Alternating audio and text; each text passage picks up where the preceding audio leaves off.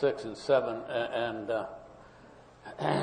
as of right now, I don't have anything else to offer on that, so I'm going to hand it off to you. Thank you. Because I've stolen this stuff. In back, Chris. You guys talk about the ideal at the end of the inventory, how you kind of arrive at that, how you do it? The sex inventory? End of the inventory, yeah. The end of the sex inventory. All right.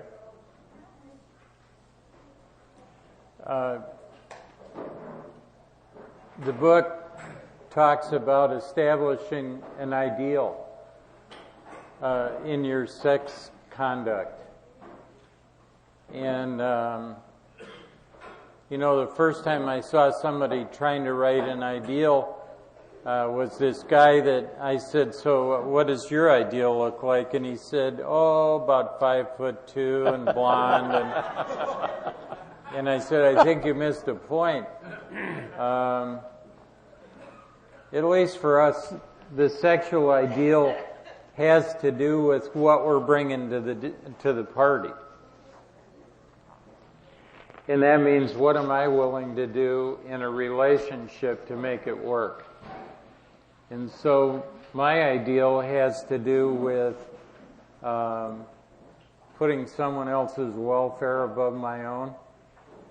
It has to do with being open and communicating and kind and trying to really do something to add something positive to the other person's life on a regular basis.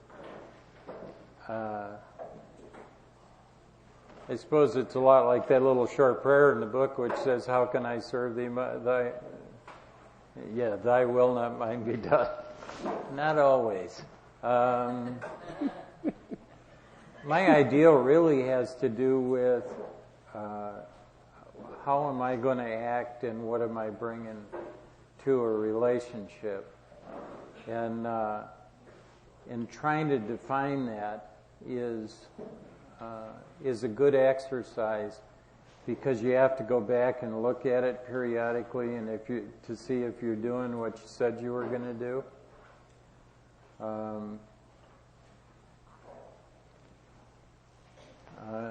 My ideal doesn't change much, or hasn't for probably the last 10 years.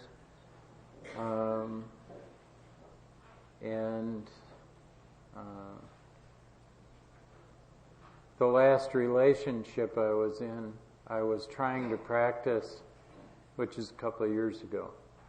I was trying to practice the principles that I had chosen, and I think it was the neatest relationship I've ever been in my life. And the only reason why it stopped was because there was a compelling reason in the middle of it where she needed to do some other things, and one of which was to have children. And I'm too old.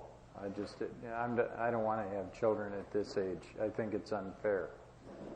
And I had to tell a lady that I was just wildly in love with, that the best thing for her was to go find someone who was willing to have children with her and then go on about her life. And it absolutely killed me. But it was the best thing for her. So,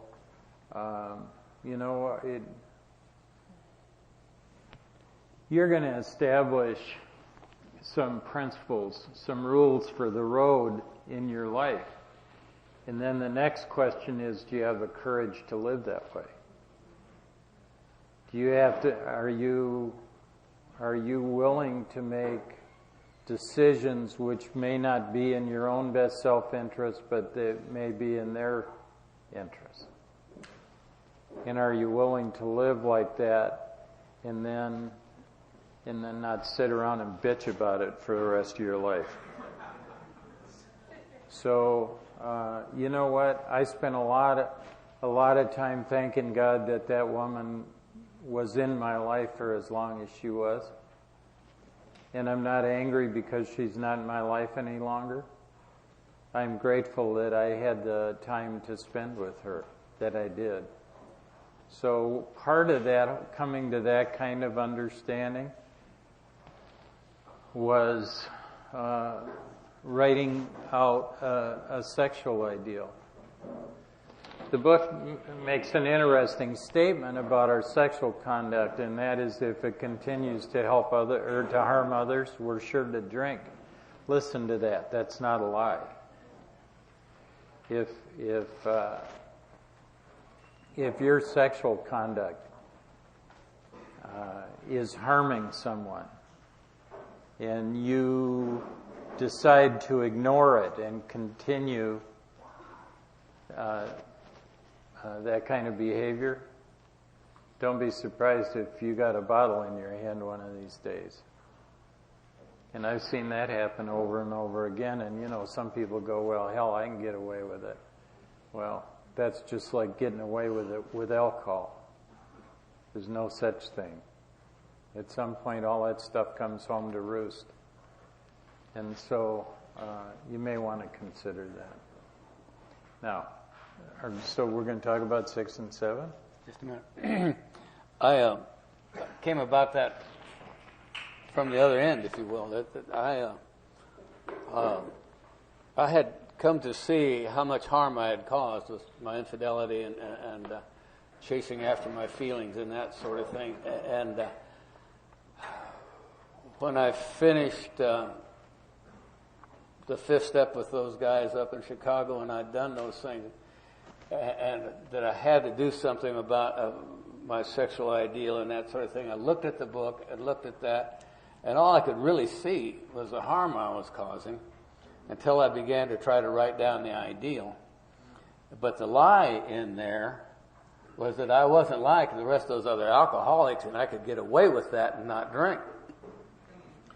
And probably not a week going by from what I see an alcoholic man go out and fall in heat with some gal and watch the process. They move out of the safe place they're living, and then they decide to move in with her. What was that line I heard the other day? What do two alcoholics do on their second date? Rent a U-Haul. Yeah, that's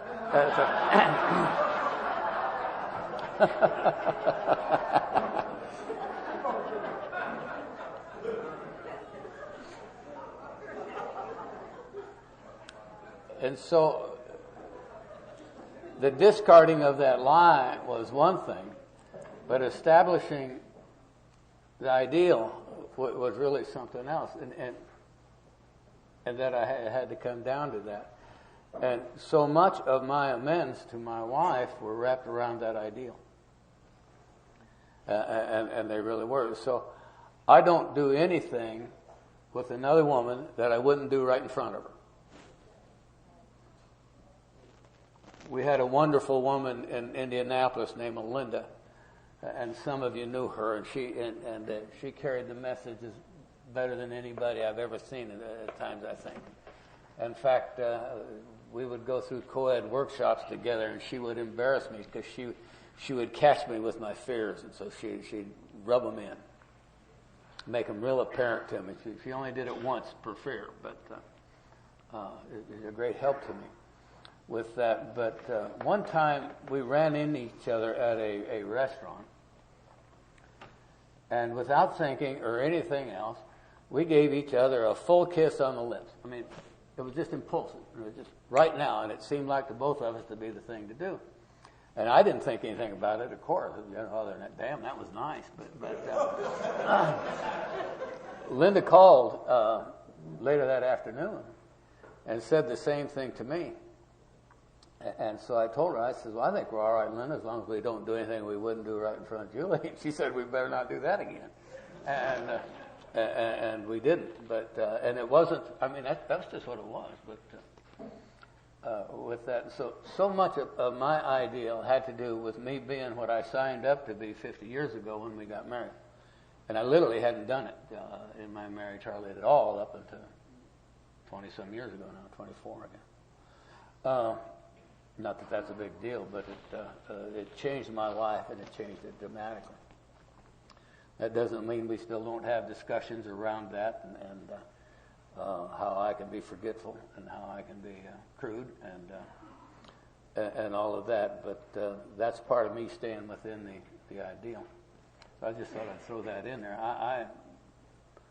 Mine came as a result of becoming aware of all the harm, all the pain I'd caused, not just to her, but other families and everybody else.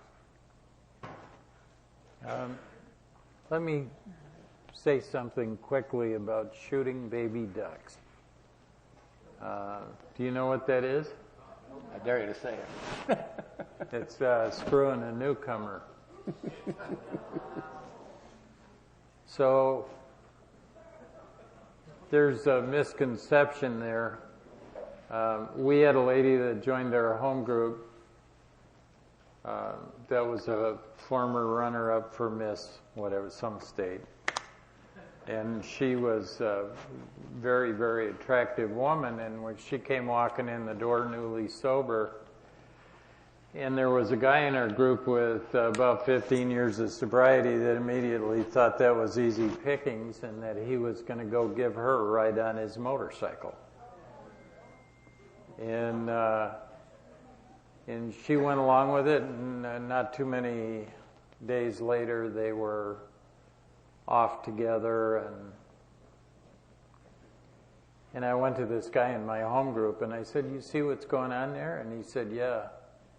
And I said, "Now, what do you think's going to happen?" And he said, "He's taken advantage of her, and that she's going to suffer from the consequences of that." And I said, "You got it backwards. That guy is going to go out, and she is about 3 grades above anything he's ever had in his whole life. And one of these days, she's going to turn around, look at him, and say, 'Well, that was fun, and good luck.'" And see, people who just come through the door of Alcoholics Anonymous aren't looking for a relationship. They may be in lust, but they're not in love. And about 3 months later, she turned around one day and said, "That was a lot of fun.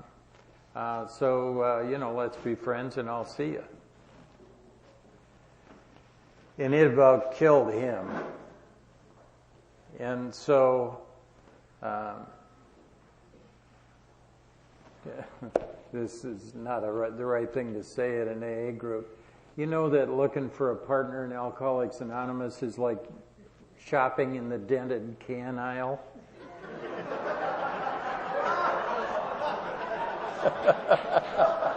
That's right. That's right.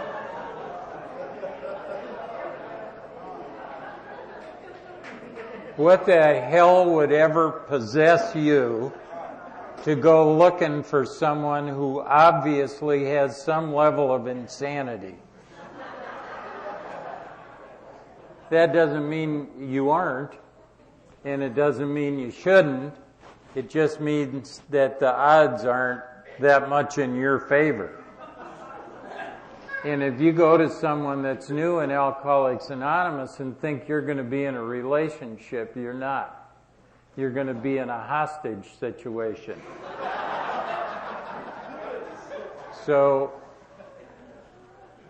there are some people who get together in Alcoholics Anonymous and it lasts forever and they really love each other, and there are legions of examples of that around.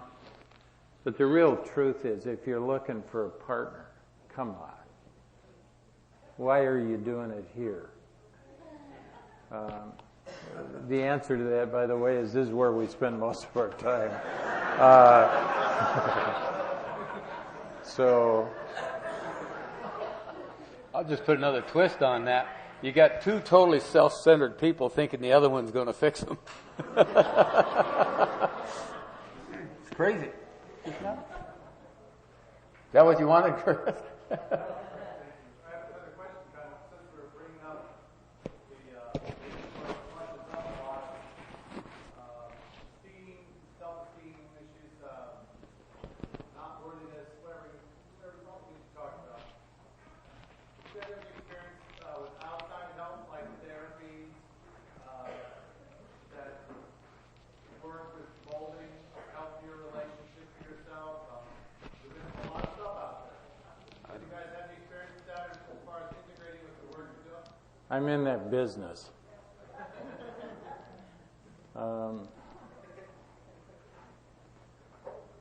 He-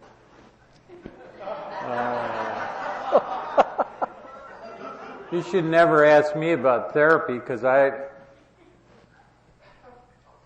you know I used to train parole officers in the state about how to communicate? And so I trained all these parole officers, and the woman who runs the parole division in Colorado came up to me and she said, "What do you think about getting involved with therapy? Because we need a good provider and we really like doing business with it."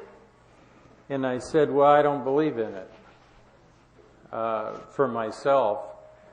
They used to send me to psychiatrists when I was a kid, and I showed up at my psychiatrist's office one day, and I said, "Oh, I have an appointment with Dr. So-and-so," and the nurse looked at me and she said, "Oh, didn't you hear?" And I said, "No," and she said, "He committed suicide this week." And I went, "All right, something's wrong here. If my psychiatrist is committing suicide, I wonder what the hell is going on." I think that there are people who truly benefit from therapy. And I'm one of the largest providers of therapy, my company is, in psychiatric care in Colorado for the Department of Corrections. And I think a lot of that, at least from personal observation, because I'm no therapist, is the intent of the therapist. And if they have a good heart, I think it has a tendency to heal people who are looking for a solution. And some of them are well versed in whatever kinds of therapy they're supposed to be doing, but if you have a real mental illness, and I deal with people like that every day, the people who are bipolar or schizophrenic or someone with a real mental illness, that there are real things to do about that, which brings up the idea of medication. So as long as we're talking about everything else, fucking right.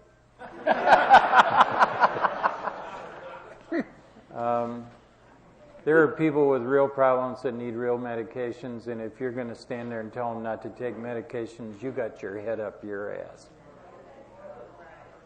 Unless you're an MD, leave your opinion out of the goddamn meeting, okay? And so there are also millions of people in this country who don't like to feel bad, not even occasionally.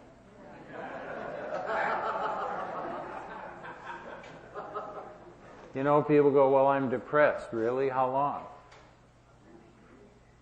And if you're always depressed, you ought to go see a doctor about it. If you got depressed this week because your job didn't go right, live with it. All right? I am, even in the business, even being this sober this long, am occasionally depressed, seriously depressed. Do I go get medication for it? No. What did people do 50 years ago? Nothing.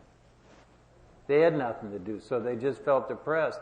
I have psychiatrists that are working for me, and they go, "Well, you seem depressed." And I go, "I am. That's very observant of you."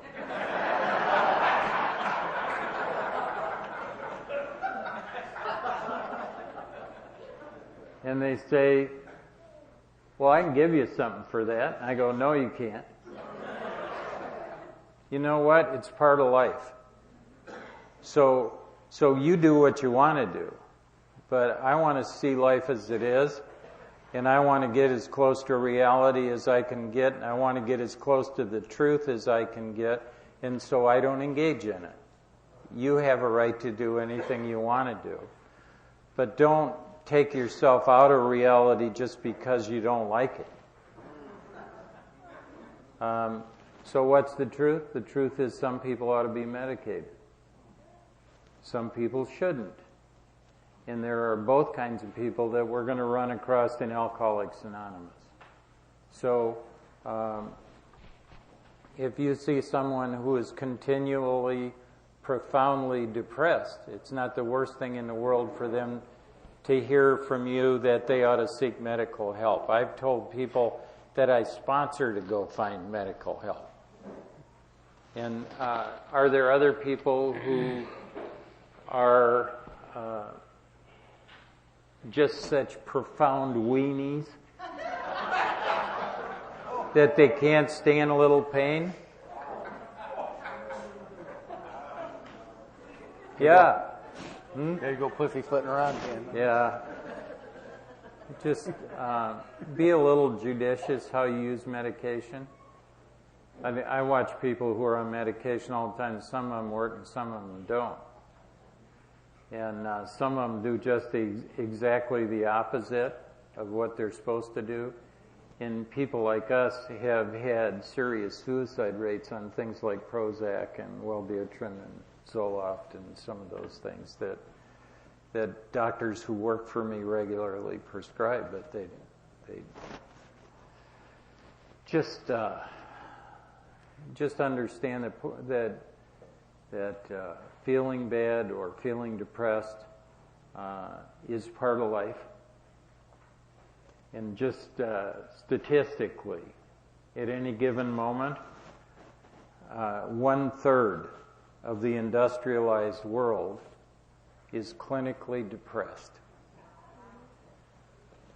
So, it's not something that just came out of the blue and you're the only one it had ever happened to.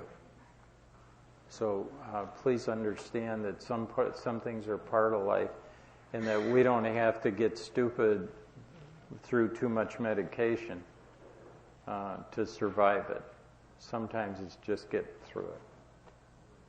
That's an opinion, which means you can throw it right out the window. Should have never got off on that.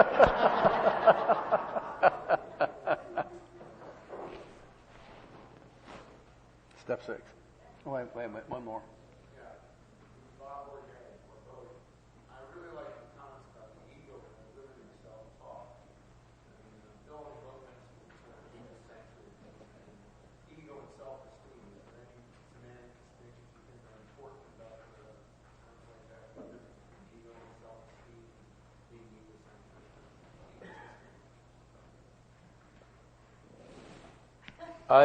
I don't know the answer to that. I think he was asking if there any distinction between the terms egocentric that Bill uses in the big book and self-esteem. That's primarily the ones you mentioned, didn't it? Those are the two terms you mentioned. A number of years ago, I was taking a young man through the book. And he was reading, and the line that reads in that, where Bill says, egocentric, as they like to call it nowadays, this kid's reading along, and he bops right through it, and he says, codependent, as they like to call it nowadays. And hell, he'd gotten 2 more sentences past it before I heard what I said. I said, just a minute. The hell do you say? He said, he grinned, he said, I said codependent. And I looked at that, and he says, doesn't that mean the same thing? Apparently it's pretty close. And I don't see that at all as part of self-esteem. Egocentric, I think, could be self-seeking. We're being led around just to feed our ego. But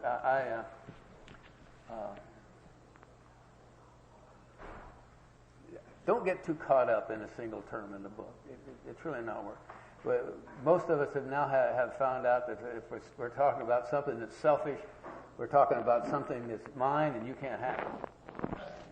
And if I'm talking about self-seeking, it means it's something that's yours and I want it. I'm fixing to get it. With that, but don't spend too much time on that because we got enough head games without doing that. Step 6. Go ahead. You got a better story. Okay.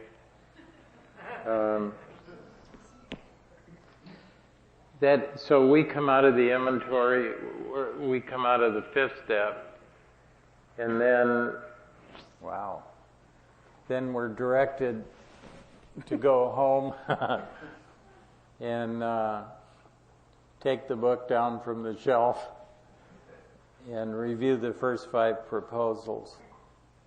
See if we've made mortar without sand. And then in the 6th step, we're asked to become willing to be rid of all of those things which kept us from the sunlight of the Spirit. And are we willing? I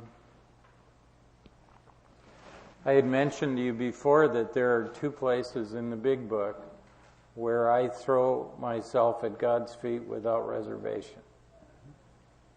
And here's the other one. Actually, the other one's the 7th step, but I have to find the willingness in the 6th step to throw myself at God's feet again. And without reservation, and that means that I'm willing to accept anything that God has in mind. And so, when it describes the 7th step, it talks about, I'm now willing that you have all of me, good and bad, but my problem is that I don't know which is good and which is bad. And it says in that prayer, and I don't want to get that far ahead of myself, but it says that I now ask God to remove every single defect of character which stands in the way of my usefulness to you and my fellows. You might have noticed at some point during this thing that I'm very opinionated. I'm also very candid, and that means that I'm going to tell you the truth if I think you ought to hear it. I always thought being that aggressive was a character defect. I mentioned last night at that meeting that I was working with inmates and that my ex-wife said I'd finally found a job that suited my personality. And I always thought, I was a bill collector in Chicago. I used to kick in people's doors and put them up against the wall and scare the junior out of it.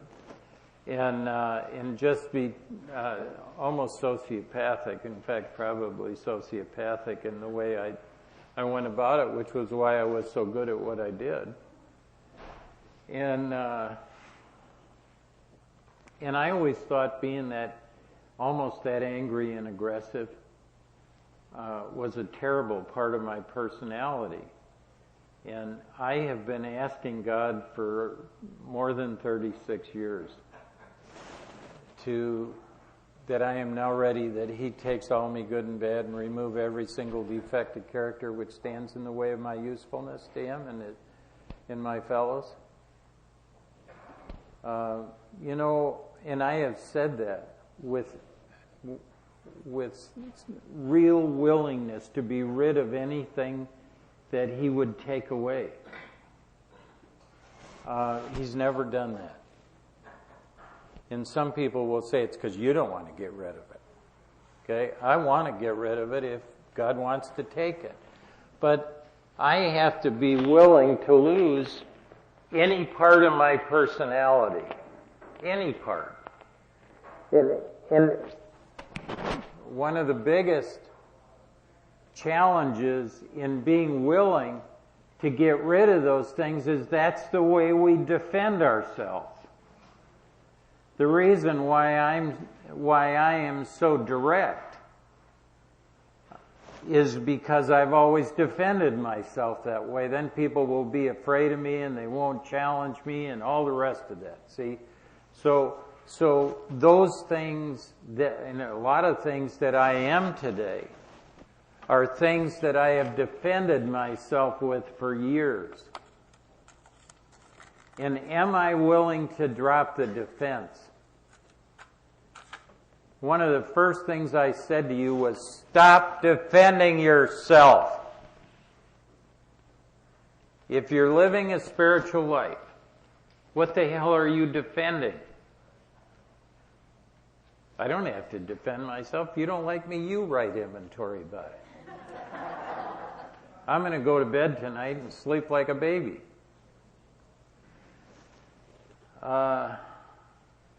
So finding the willingness to lower my defenses, to stop defending myself, is a pretty scary proposition. In all of those things that I've developed for all of those years to protect myself from you, am I willing to drop the whole deal and to be vulnerable? Are you? Are you willing to drop your defenses? That's what the sixth step is about. Am I willing to be anything that God chooses? Again, just like the third step.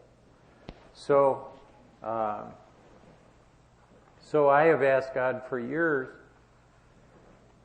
for as long as I've been doing it, to take away what He doesn't think works, and I'm still direct, and I'm still aggressive, and I suppose one of the big reasons is because of the population that I work with.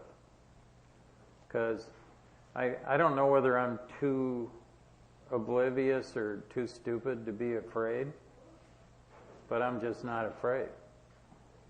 And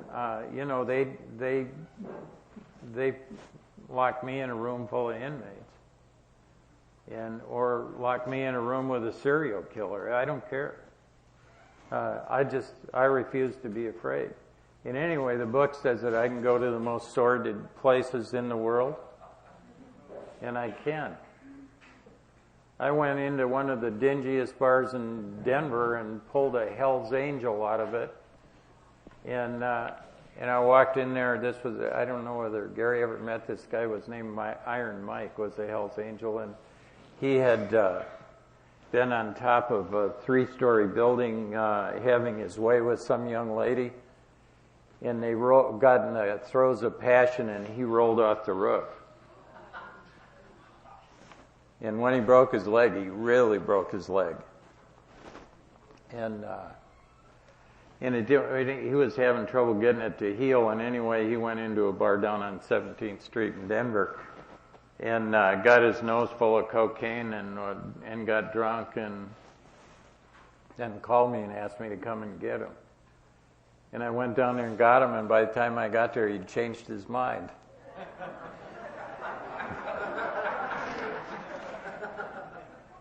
And he said, "I'm not going anywhere." And I said, "Like hell you're not. If I came all the way down here, you by God are going somewhere." And he said, "You can't get me out of here." And I said, "Look, you either start heading for the door in the next 3 seconds, or I'm going to kick you in that leg you broke, and I'm going to break it again. And then I'm going to drag your ass out of this bar. Now you got a choice." So he said, "Okay."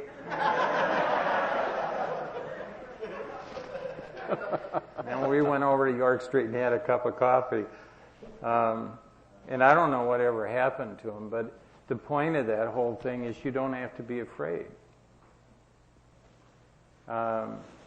Where's our Samoan buddy? I was telling him last night. Yeah. You gonna wake him up? Hey, Kimo, wake up. I was telling him last night.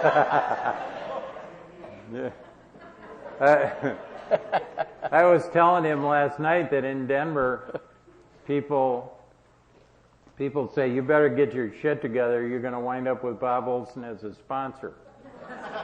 And you know what? It's because I'm not afraid. And you don't have to be afraid. Okay?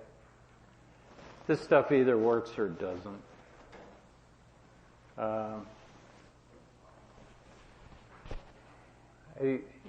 If you're willing to just drop everything and stop being afraid and stop defending yourself, life works a lot better.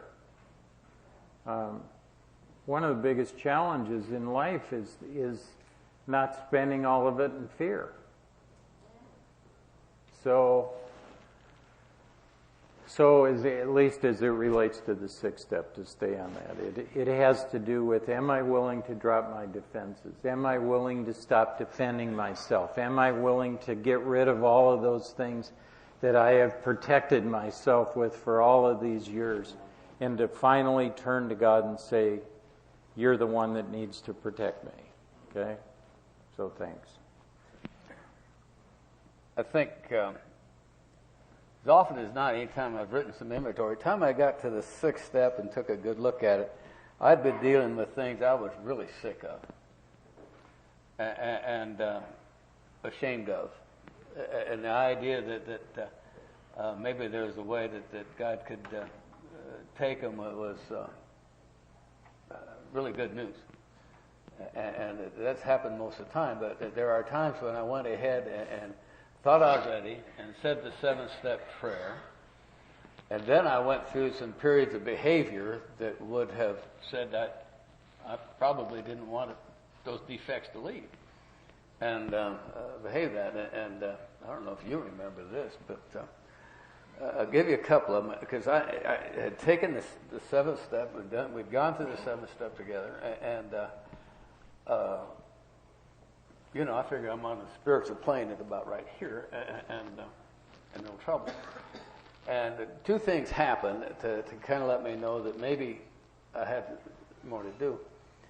And do you remember back then the Denver Broncos had a sorry quarterback named Steve Tensey. And I'm watching the game one day, and he fumbled, and I kicked Julie's antique fruitwood coffee table, and it broke into several pieces. And I pick them all up before anybody sees me. And I run out behind the house, and I got my tools back in there and all that, and I'm trying to glue this thing back together. And the girls came by and say, how'd the table break, Dad? What happened to the table? And I don't know what I told them. I'm sure it wasn't the truth, but it might have been. But so much of my life had been one of these violent outbursts. Just boom. And just, quarterback dropped the ball, and I kick a table and break it to pieces. And it might have been the same week. I'm out in the backyard cutting the grass. And this really dates me, Bob. This is before microwaves. And I remember, I'm hungry, and I remember there was a brand new package of bologna in the refrigerator. And so I go looking for it, and it's frozen in the freezer. And so I threw it, and I threw it hard enough that it buried itself in the sheetrock on the wall. Boom! Stayed right there.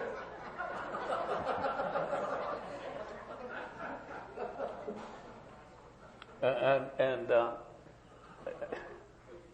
there was one other event when things didn't go my way, and it might have been the same week, and I tore the closet door off.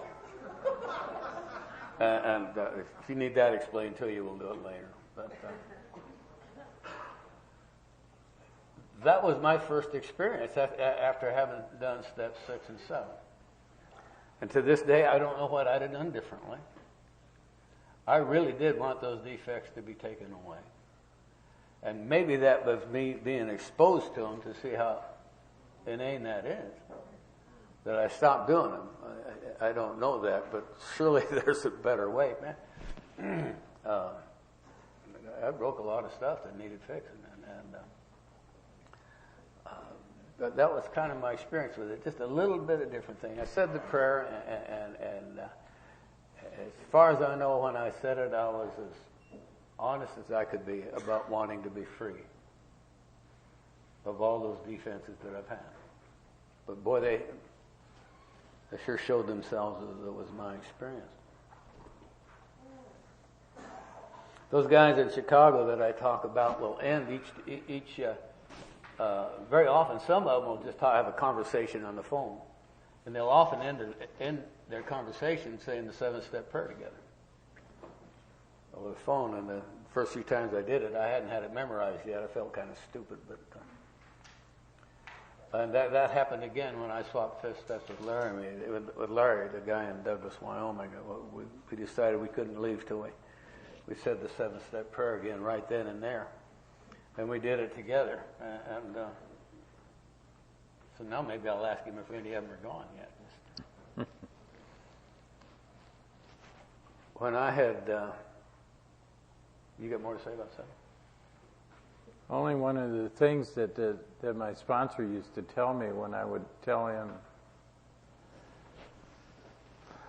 I'd say what? I'd say something, and he'd look at me and he would say, "How the hell would you know?"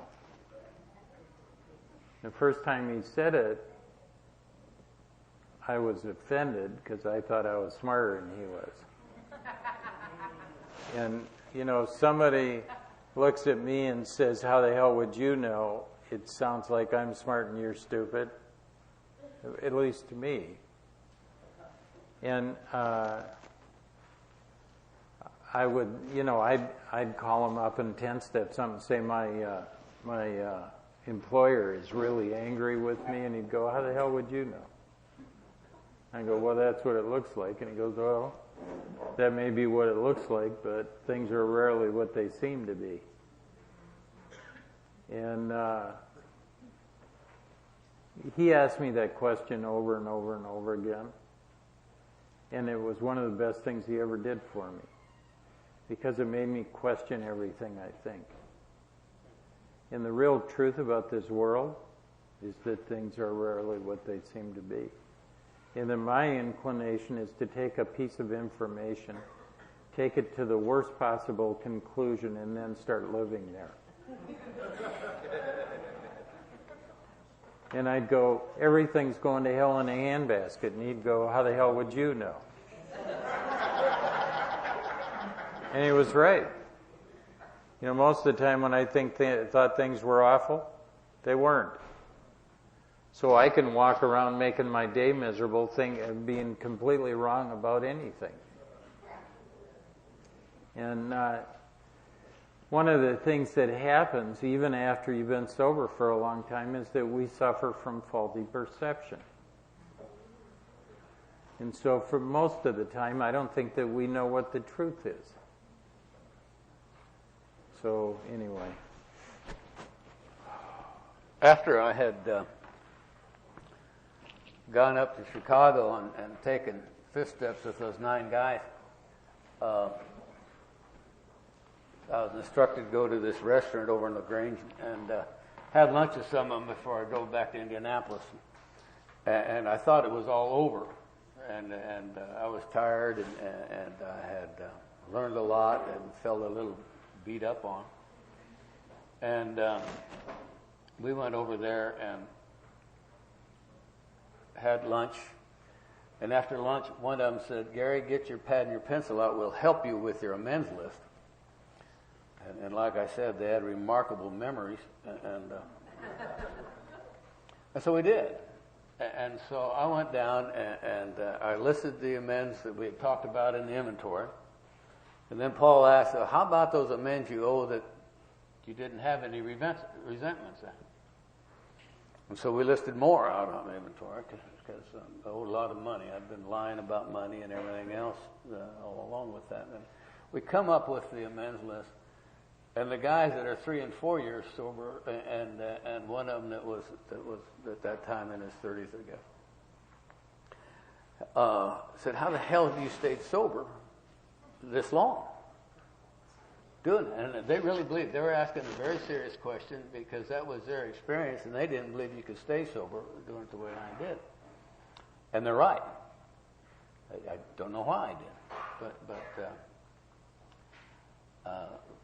we went through that list, and it became real clear to me, just sitting right there with that this is probably my only shot at making this deal. And I don't know why it was so different at that time, other than I didn't want to hurt anybody else. And so took that list, and most of the amends on that list at that point in time were financial. I had lied and cheated my way through life about finances up until that point, just completely. I had borrowed money. Well, that's what I said. It was I'm borrowing the money to pay you back, and then of course I never paid you back. And it was huge. It was just an amount of money I couldn't conceive me ever being incapable of making enough money to pay him back. I couldn't do it, but I knew the time was as we had to sit down and try it. And one of the guys gave me some coaching on how to set that up with that. But I was still making. I'd still do anything they told me. Being willing is one thing, and I don't remember how I was listening to Mike Vasinius one time at this point, and he says, "You know that willingness has a sound." You know that?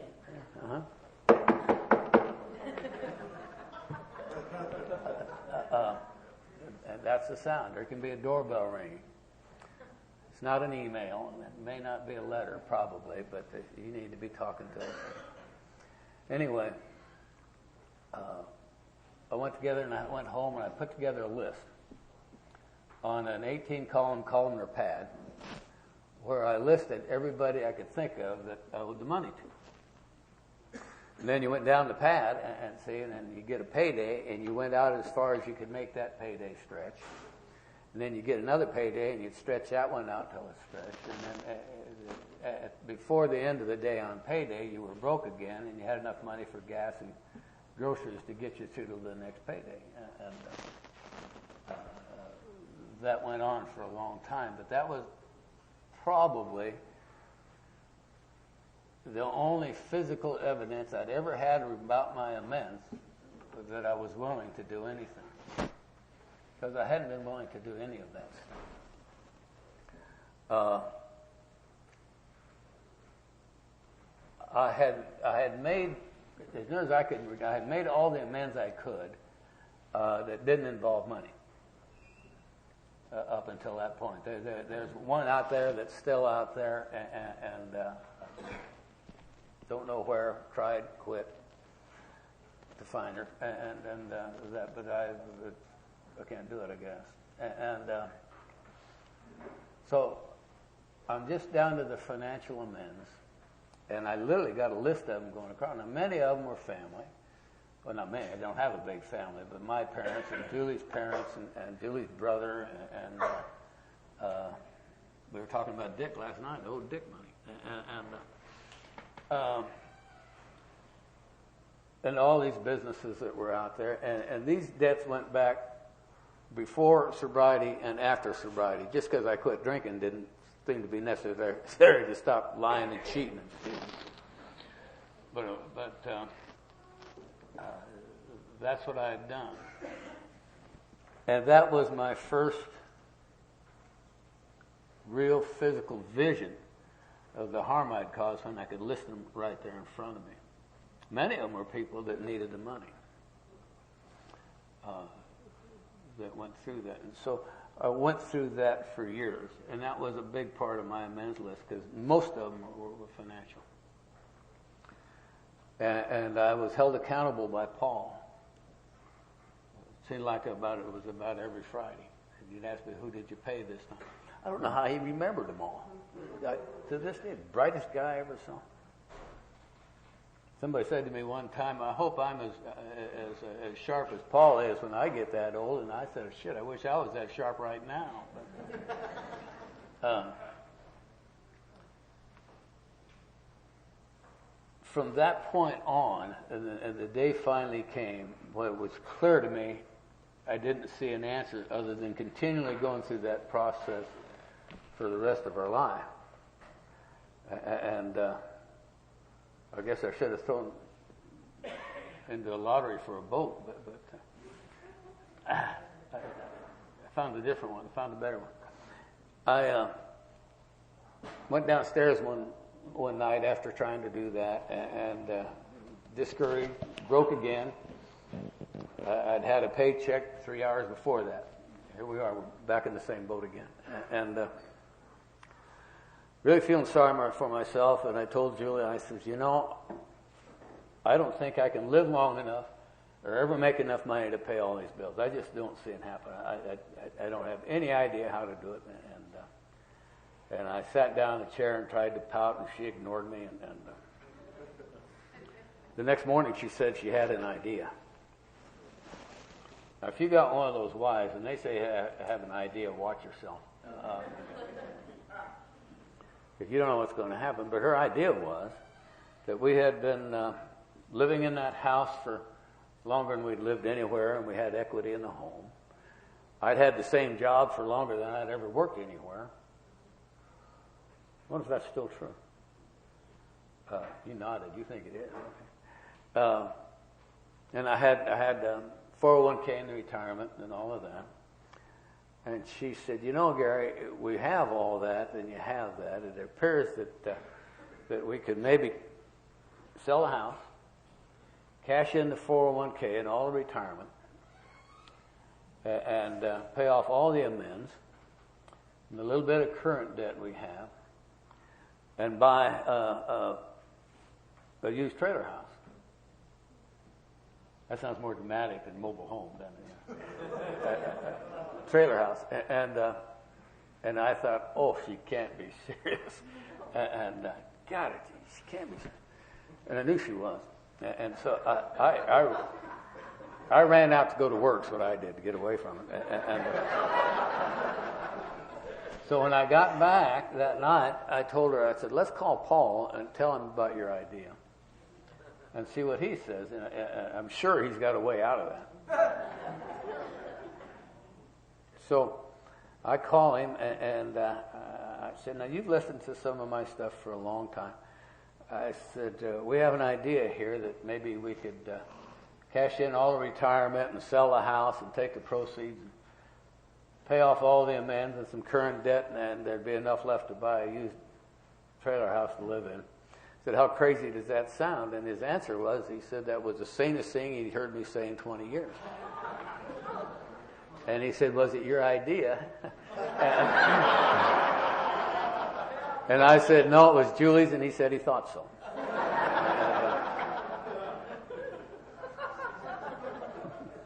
Often said that he was Julie's biggest fan, I think. And so to go on, the day came where we did sell a house, and all those amends did get paid, and we did. We found a trailer to move into, and the truth of that is that's pretty nice living. It's pretty easy. And out in our part of the country, they call it winterizing your house. That's when you're caulking windows and putting plastic over them or whatever it is to keep it out and keep your pipes from freezing and all of that. Those trailers, you crawl under it maybe that far, and you take this big long extension cord that they call heat tape, and you plug it in. It's winterized. You're done. It's on.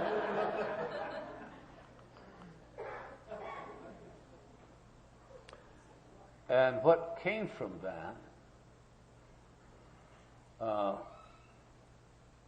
is, try not to go into all of that. There were people that I'd harmed greatly. Julie's folks, I had even signed notes that I'd pay them back, and they were really proud of those promissory notes, but they hadn't meant a damn thing to me. I hadn't paid them a dime with that, and when we got them paid, but that was only part of the amend. And so I had to tell Julie's dad that the biggest part of my amend, he may have thought the finances, but for me, it was for me to be grateful for the kindness he had always shown me. Because of the way I had treated his daughter and his granddaughters, and that sort of had to worry him no end. It had to drive him nuts with that. And so when I called him on that, I told him that. And before I got around to the money. And I made the mistake of telling him that I loved him. And he said, oh, shit, and he gave the phone to Grandma.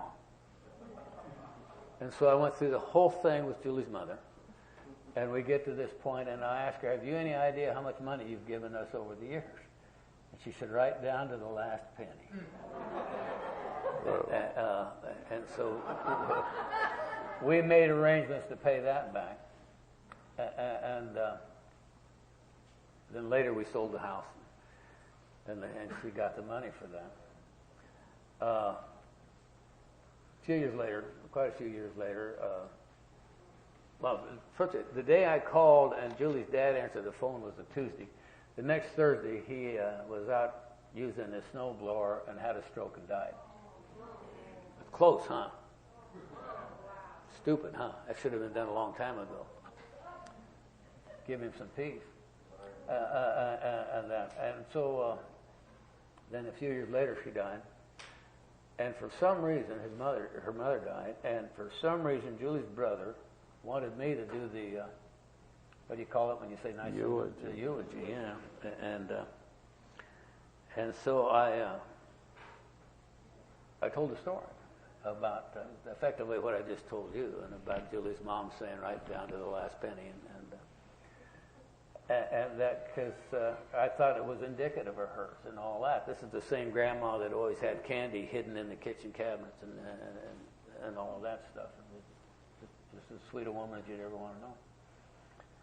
With that, and so I shared that at the funeral, and out there, I don't know what they do here, but the funeral in Wyoming and that sort of thing, you don't have a wake at the funeral home, but after the funeral, everybody goes to the home of the survivors and brings food, and you have a nice time in there, and Julie's brother disappeared.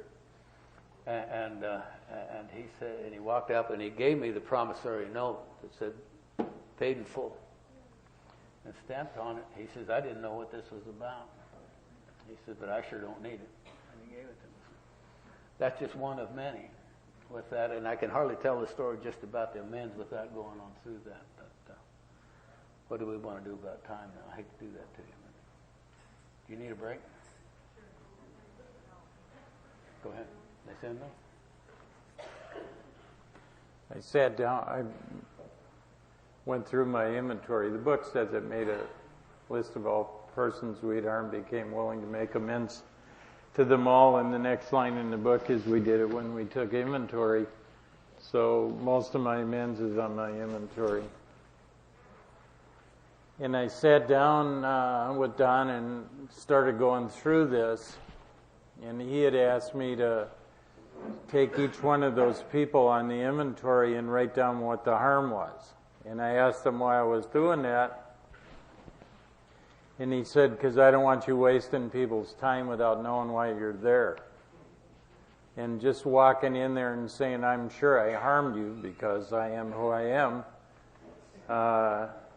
is not going to fill the bill, and some mumbling apology isn't going to do it either. So we went down through the list. I told you I was a bill collector in Chicago, and back then those things got physical periodically, and he said, "What are you going to do about those guys?" And I said, some of those people threatened to kill me, and things got pretty contentious. And if I have to go back and make amends to those people that I had harmed when I was out collecting money, I'm liable to really get hurt. And he looked me right straight in the eye and said, God either is or he isn't. I don't like the answer. And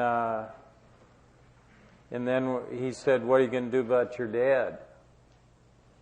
And I said, nothing.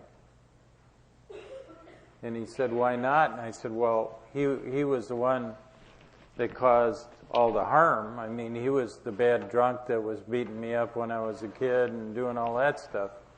And why the hell should I go make amends to him? And he said, didn't you tell me that he called you every year on your birthday? And I said, yeah. And he said, what'd you do? And I said, well, when he called, he was so drunk I couldn't understand what he was saying, so I had to hang up on him. And he said, why would you do that? And I said, because he was a drunk. And he looked at me and he said, you're a drunk. Compelling argument. And he said, are you willing to see that you've held your dad at arm's length your whole life because he was an alcoholic, and you didn't know what that looked like till you were an alcoholic? And he said, do you have any idea how difficult it is for a chronic, everyday Skid Row drunk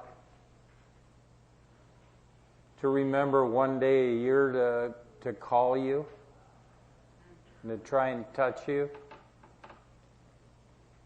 And I said, yeah, I guess so. And he said, well, that's what you're making amends for. And I said, well, let me tell you the rest of the story. My dad lives in an old army home in Wisconsin, state home. And he had a stroke, and he's not supposed to be capable of any kind of continuous thought, and he's living in a wheelchair, and his mind is supposed to be gone. So why should I go all the way to Wisconsin to make amends to somebody that isn't going to understand anyway?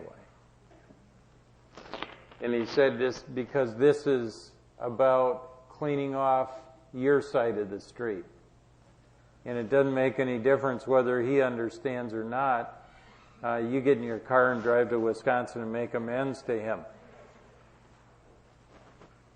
When I mentioned to you before that we weren't given choices about doing this, that's the way it was. It was just like, either do what it says or get the hell out. Right? That seems like kind of a pretty strict position to take. But we're not dealing with the common cold here.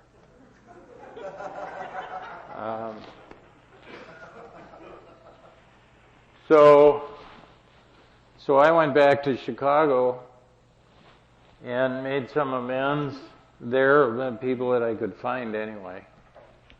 And some of them, I said, what can I do to make that right? Because the making amends is really about balancing the books. And those people that I did get to see, I would say, what can I do to make that right? And I got a variety of answers. Some of them were, you can't. Some of them were, stay the hell away from me. And some of them were, we're glad that you found a solution.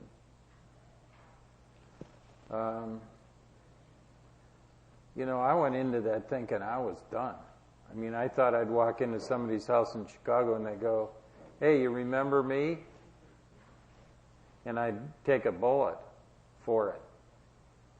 And then I went to make amends to my dad. I drove up to the Grand Army home and went inside and I said, my name is Bob Olson. I'm looking for my dad. His name is Bob Olson too. And they said, that's him sitting over there in a wheelchair. So I walked up to him and I stood in front of him and I said, hi, I'm your son Bob. I hadn't seen him in probably a decade. And he looked at me and I think he got it. He looked like he got it anyway. He couldn't say anything. And I said, I need to talk with you. And I took his wheelchair and I wheeled him off into this empty room and sat down in front of him. And I said, I'm an alcoholic. And when I said that, he got really sad. And I said, but I don't drink anymore. And I'm part of a fellowship called Alcoholics Anonymous. And the reason why I'm here is because I've harmed you. And I want to try and do the right thing. I want to try and make that right with you. And when I told him that I didn't drink anymore, he looked elated.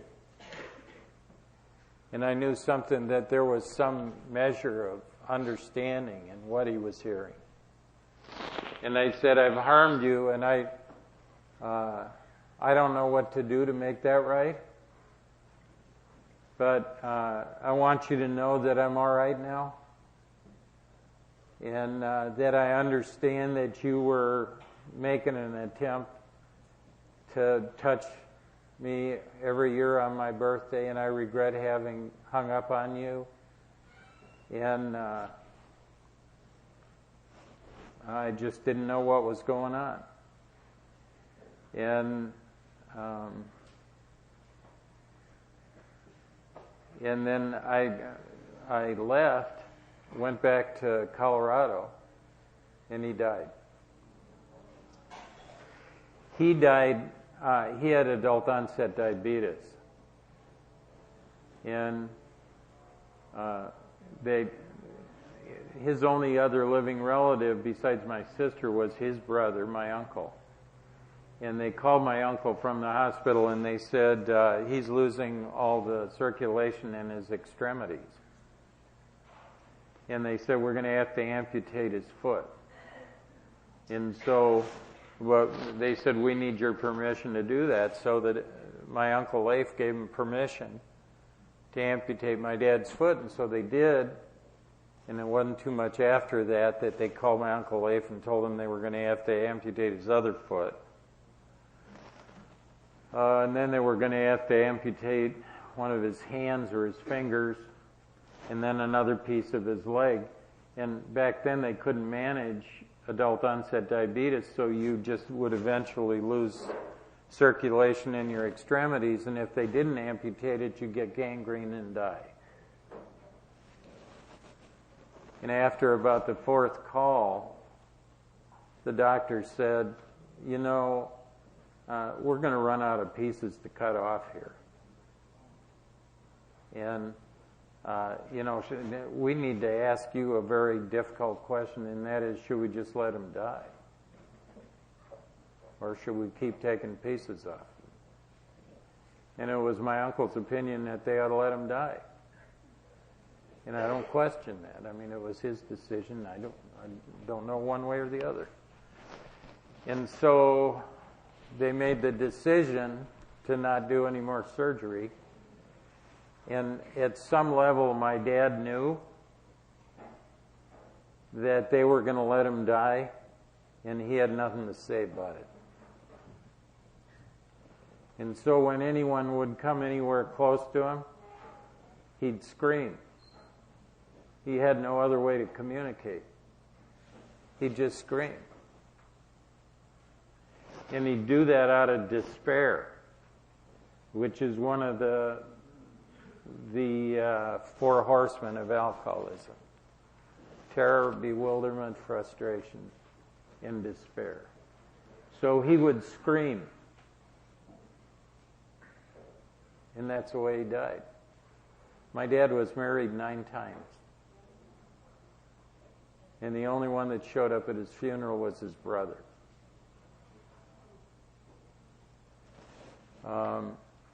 I was told, my uncle said, look, Bob, I know how you felt about your dad.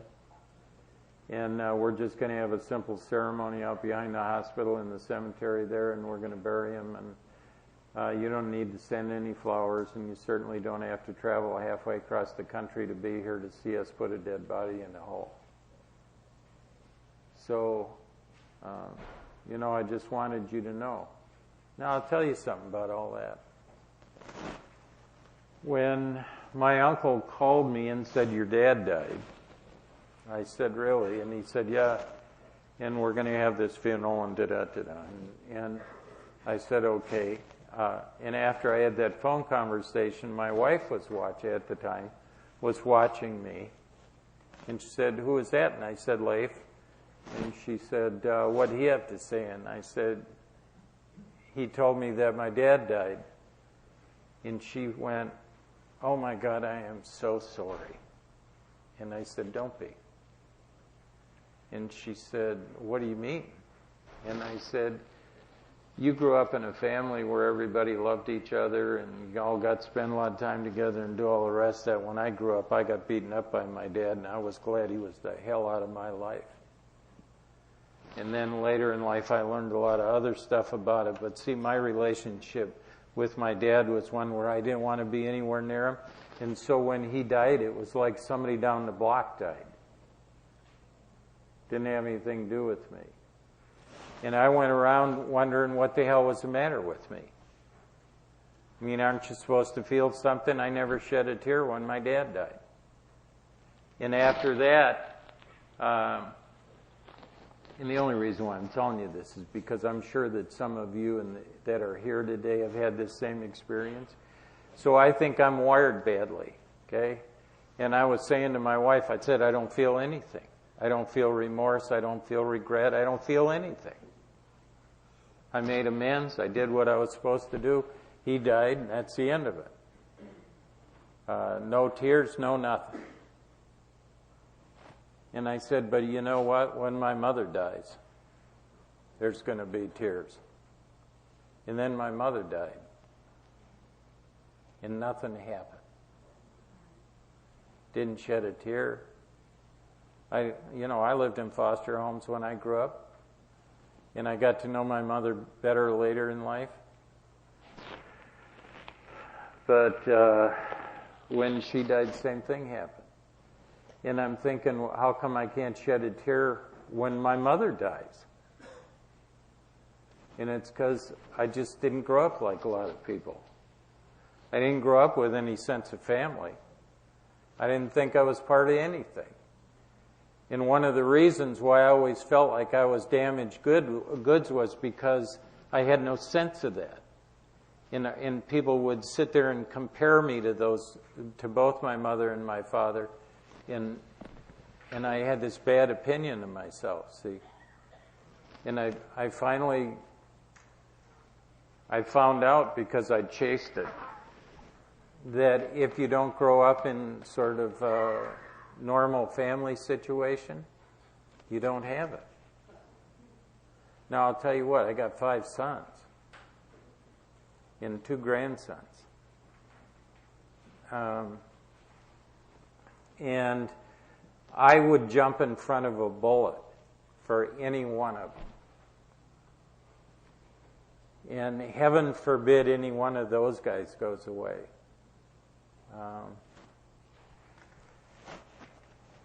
But, sometimes we grow up in situations that don't provide us with some of the emotional things that other people have.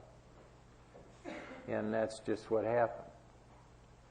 And people go, well, you really had an abnormal childhood. But you want to know the truth? If it's the only one you have, you think it's normal. Okay? So if you can't dredge up tears, or if you can't become emotional, or if you can't feel an overwhelming sense of sadness because someone dies in your life that you weren't close to, don't feel bad about it. You aren't prepared to do that. And, it just, we can either spend the rest of our lives bemoaning our circumstances, or we can get on about it. No. It took close to 3.5 years, I think, for me to pay financial amends. I went to my uncle, and I said, my uncle was a banker. And I went to him, Leif, and I said, I owe all this money, I don't know what to do. And he said, how did you get into that deep of trouble? And I said, well, I'm an alcoholic, and I needed a drink, and I ran a loan company, and I know how to manipulate money.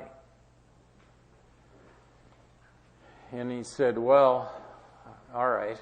And I said, my concern isn't about how I got into it. My concern is, how do I get out of it? And he said, well, it's fairly simple. And I said, good.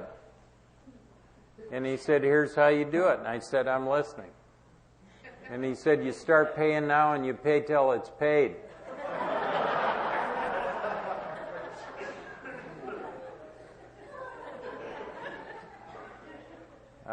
Could you give me another solution? Yeah, anything. So what I did was I took 30% of my net income, and I paid amends with it every month for 3 years. And all of a sudden I owed, out of all that money that I owed, I only owed $2,500 after that.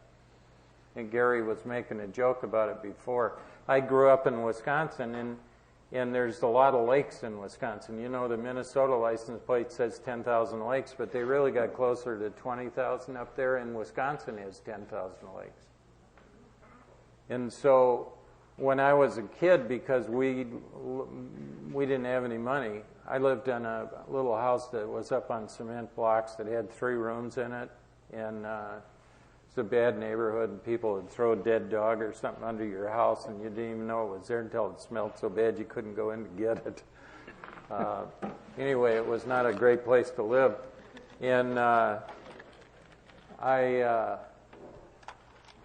used to go down by this river in Madison and watch guys come by in boats. And there was a lot of lakes right there. And these guys would look like they were having a great deal of fun, and I'd sit on the riverbank and watch all these boats go by. And they'd have families in them and all this stuff, and I would sit there and say, when I grow up, I'm going to have a boat, and I'm going to have a family, and I'm going to do all this stuff. And all my life, I wanted a boat, and I never had enough money to get it. And when I was almost done paying my amends, I paid so much of my income that for 3 years, we really didn't go out much. Rarely went to restaurants. I had 2 sons and a wife, and we almost never went to restaurants and almost never did, anything beyond the most meager kinds of things you had to do for your life. And they had a boat show in Denver, and I went over there, took the kids there. I said, we need to at least go out and do something. So I said, would you like to go to this boat show? Boat travel and whatever the hell it was. Okay. 2 minutes. And the Bassmasters were in there with a raffle. And they had $10 of my money before I knew I had it out of my pocket. I felt like Jack and the Beanstalk, when he gave the cow away for a handful of beans. And I had 3 lottery tickets. And they called me the next day and told me I won the boat. It was a brand new Rebel bass boat.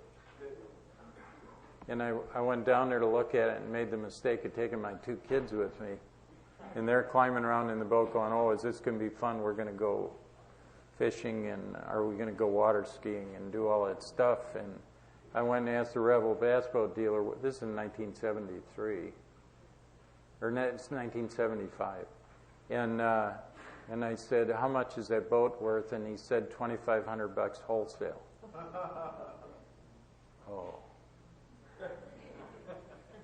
So what do? Keep the boat? Keep paying off your men? Sell the boat? What is it? So spiritual life is not a theory. We have to live it. I had to tell my kids they couldn't have the boat. And I sold the boat to some guy from Texas for $2,500 and paid off the rest of my amends. I promised my kids they'd have a boat, and 3 years later, I bought a 17.5-foot Cobalt with a Boss 302 Ford V8 in it that you could troll at 60 miles an hour. Thanks. There's a break.